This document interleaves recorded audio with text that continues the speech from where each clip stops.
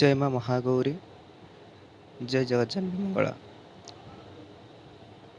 आज हम नवरात्रों के बारे में बात करेंगे कि नवरात्रि असल में कैसे बनानी चाहिए। नवरात्रि असल में क्या है, नवरात्रि में क्या करना चाहिए, क्या नहीं, ये सबको आज मैं आपको बहुत अच्छी तरह से, मैं जितने जानता हूँ, समझाने की कोशिश करूँगा। तो हम आते हैं नवरात्रों के प्रसंग पे। नवरात्र मुख्यतः मेनली नवरात्र हम 4 तरह के नवरात्र मनाया जाता है, लेकिन हर महीने में तो नवरात्र पड़ता ही है। लेकिन मेनली 4 नवरात्रि मनाए जाते हैं। एक आश्विन मास के, जिसको चारों तरफ के नवरात्रों को जिसको जो पता है, आश्विन मास में जो नवरात्रि पड़ता है। दूसरे चैत्र मास में पड़ता है। तीसरी बसंत ऋतु में पड़ता है और एक माघ मास में पड़ता है। तो ऐसे 4 मुख्य नवरात्र हमारे हैं जो यहाँ पे मनाया जाता है। इसमें ज़्यादातर मुख्य नवरात्रों में से पहला जो हमारा सबसे इम्पोर्टेंट नवरात्र है, उसको हम जो हमारा आश्विन मास का नवरात्र को मनाया जाता है। क्यों? क्योंकि तभी राधाष्टमी से माया रानी जब सोने के लिए चले जाते हैं, तो बहुत दिनों बाद एक पक्ष के बाद वो जागते हैं। तो उनके जागरण के टाइम जो हमारे नवरात्रि पड़ते हैं, उसको मेनली मनाया जाता है और वो हर कहीं पे मनाया जाता है। तो ये जो देवी माँ के लिए हमारे जो हिंदू शास्त्रों में स्पेशली इन 9 दिनों के लिए, हर किसी के लिए इन 9 दिन हर किसी के लिए ज़रूरतमंद था कि इस नवरात्रि को मनाना चाहिए। लेकिन आजकल तो नवरात्र कोई मना नहीं रहा है। एक बहुत बड़ा मतलब मेलोडी शो चल रहा है नवरात्रों में। नवरात्रों एक साधना का टाइम होता है, जहाँ पर अलौकिक सिद्धियाँ प्राप्ति होती हैं। ना कि नवरात्रों एक मतलब एक मस्ती मजाल की टाइम होता है। नवरात्रों में पुरुष स्त्री का और मिलन बिल्कुल बंद किया गया है, क्योंकि तभी शक्ति इतनी हाई स्टेज में होता है। अगर उसी टाइम पे कोई मिलन करता है तो उनका गर्भपात होने का बहुत चांसेस रहता है। लेकिन आजकल कौन मान रहा है? दशहरा या नवरात्रों में ब्रह्मचर्य रखना ही पड़ता है। और जो सप्तशती चंडी का पाठ करते हैं, लोग तो आजकल बहुत चले आ रहे हैं कि बोल रहे हैं कि हम भी सप्तशती पाठ कर रहे हैं। हाँ, हम भी पाठ कर रहे हैं। अरे यार, सप्तशती पाठ करो, मैं मना नहीं कर रहा हूँ आपसे, लेकिन उसको विधि पूर्वक मनन पाठ किया करो। और सबसे पहला विधि, सप्तशती चंडिका को पढ़ने से पहले आपको 42 दिन मतलब 42 दिन आपको कठिन ब्रह्मचर्य का रक्षा करना पड़ेगा। तो आजकल तो कोई ब्रह्मचर्य रक्षा ही नहीं कर रहे, और वो तो छोड़ो, उनको और क्या बोलना। ब्रह्मचर्य नहीं रक्षा करते और ऊपर से भी चंडी पढ़ते हैं। जो सप्तशती चंडी का हमारा मतलब जीव शास्त्र है, या फिर जीव मंत्र होते हैं जिसको बोला जाता है, उसको भी पठन करते हैं। तो उसमें से जो ऊर्जा निकलती है वो उनके ऊपर बुरी प्रभाव पड़ती है। तो क्या हो गया कि माया रानी उनके ऊपर क्रोधित हो गई। असल में वो चीज़ नहीं, तुमने सही तरह से सप्तशती का पाठ ही नहीं किया, तो ऑब्वियसली आपको उसका दंड तो भोगना ही पड़ेगा। तो एक ही सप्तशती पाठ करने के लिए तो ब्राह्मण के लिए ही जो हमारे 42 दिनों के लिए ब्रह्मचर्य रखना पड़ेगा, जो सप्तशती चंडी पाठ न करेंगे। या फिर जो कोई भी ब्राह्मण, ऐसे ब्राह्मण कोई एक जात नहीं होती। ब्राह्मण एक संप्रदाय विशेष है। ब्राह्मण एक जो कर्म करता है उसको ब्राह्मण बुलाया जाता है। तो अगर कोई भी चाहता है कि मैं खुद पढ़ूँगा, तो जो भी पढ़ना चाहता है या फिर सिद्ध करने के लिए पढ़ना चाहता है, तो उसको पहले 42 दिनों तक ब्रह्मचर्य का रक्षा करना पड़ेगा और शुद्ध सात्विक खाद्य खाना पड़ेगा। सात्विक खाद्य मतलब हमारे खानों में भी 3 तरह के खाने हैं। श्वेत, रज, तम। श्वेत अर्थ जो सात्विक खाद्य है, सात्विक खाद्य किसको, जिसको उबला हुआ खाना बोला जाता है। चावल, ये जो उबले हुए सब्जी, तेल मसाले बिल्कुल ही नहीं बड़े होंगे, उसको सात्विक खाना कहा जाता है, जो देवताओं के लिए प्रसाद रूप में दिया जाता है। तो सात्विक खाना वो है। उसके बाद आ जाते हैं रज युक्त खाना। तो राजसिक खाना, रज खाना को बोला जाता है राजसिक खाना।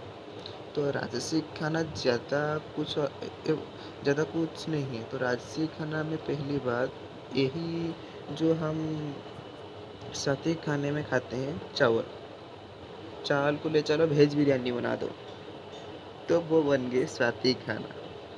ये हम सब्जी खाते हैं सात्विक खाने में, तो सब्जी को ले चलो बना दो एक मिक्स वेज, या फिर बहुत सारे मसाले तेल लगाकर उसको एक मसालादार चटपटा सा चीज़ बना दो, तो वो हो गए राजसी खाना।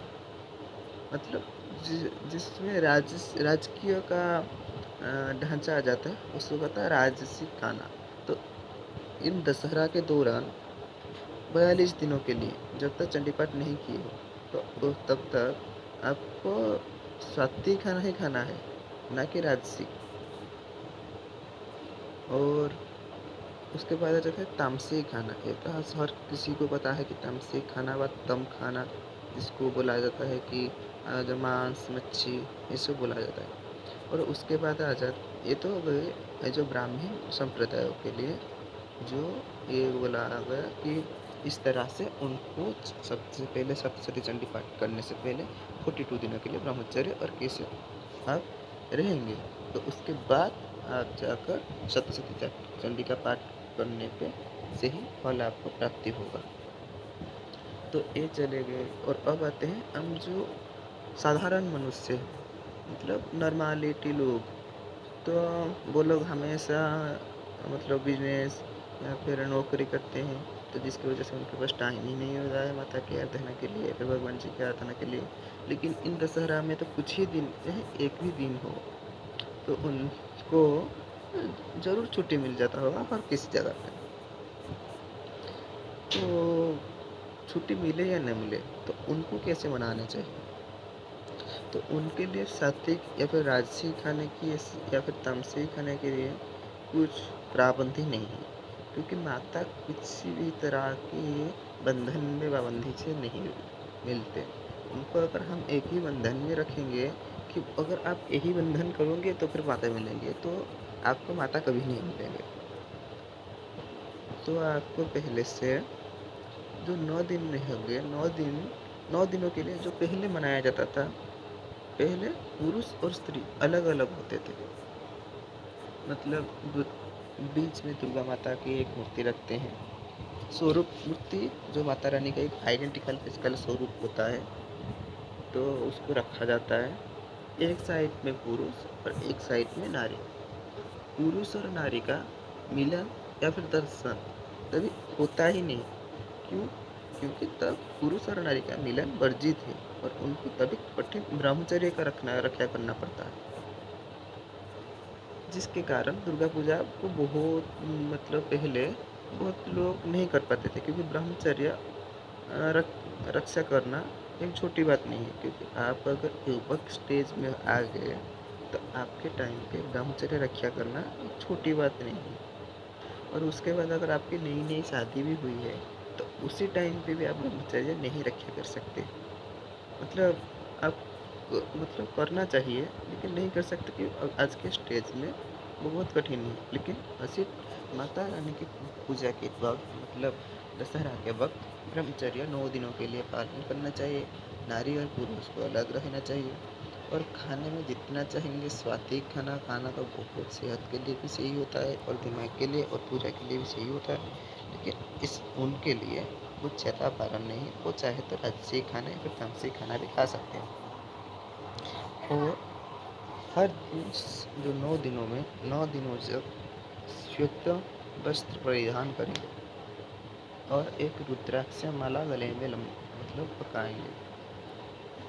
ऐसे होकर माता रानी के वो ध्यान कर सकते हैं, चाहे दुर्गा मैया की हो, गौरी मैया की हो, मंगला मैया की हो, चंडी मैया की हो, काली मैया की हो, जिसका बीज मंत्र हो, ध्यान मंत्र हो, जो भी जिसके पास अगर कुछ भी नहीं हो, आपके मन मान लो कि आपकी इष्ट काली है, तो आप ओम काली, मतलब आपकी इष्ट गौरी मैया है, तो ओम गौरी, तो आपकी इष्ट ओम दुर्गा है, तो आप इसको ओम दुर्गे ऐसे भी बुला सकते हैं।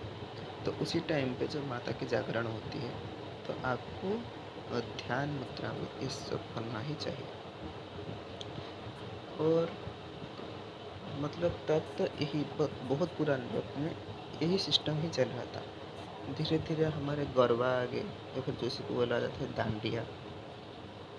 तो धीरे धीरे डांडिया जब चले आए, तो डांडिया के वक्त भी तब से ही था, मतलब ढोल नगाड़े बजते थे, एक तरफ के लड़के, एक तरफ के लोग, मतलब एक तरफ पे पुरुष, एक तरफ पे महिला, कहीं पे मतलब अलग अलग उनको रखा जाता था। लेकिन धीरे धीरे पॉप आ गए। आजकल महिला और पुरुष एक ही जगह में रहते हैं, और पॉप में मतलब दुर्गा मैया एक तरफ साइड में है, उनको कोई पूछता ही नहीं। ये बात अब किस किस को बुरा लगेगा, वो बात तो अलग है, लेकिन जो सही बात है मैं बोल रहा हूँ, दुर्गा मैया तो बिल्कुल को साइड में रह जाते हैं, उनको कोई पूछता ही नहीं। अगर लोग आते हैं तो सिर्फ मेलोडी देखने के लिए ही आते हैं। मेरे को वो बात समझ के रोना आ रहा है, इसलिए मेरे को मैं थोड़ा मतलब मेरा शायद साउंड में ऐसा आ रहा भी होगा, लेकिन अब तो माता रानी को पूछता भी नहीं। मेरा भी यूट्यूब पे कुछ वीडियो बनाने की कुछ भी चीज़ मतलब इतनी भी इच्छा नहीं थी, बस माया रानी को कुछ नहीं रहा, इसीलिए मैं उनको बना रहा हूँ। तो इस टाइम पे तो माता रानी कोई कुछ ही नहीं रहा है, अगर कोई आ रहा है तो मेलोडी के लिए नंगा डांस देखेंगे, और लड़का लड़की मिलके गरबा खेलेंगे, या फिर डांडिया खेलेंगे। लेकिन माता रानी के पास किसका दिल ही नहीं है, इसका मन माया रानी के पास ही नहीं। तो अगर आप इतनी मतलब जितनी सी, तो बहुत छोटी सी चीज़ है सबके लिए, और जितनी मैंने चीज़ बताई अगर आपने उतनी ही अगर पालन कर ली, तो मैं आपकी 100% गारंटी दूंगा, आपके आने वाले सारी वर्ष बहुत अच्छे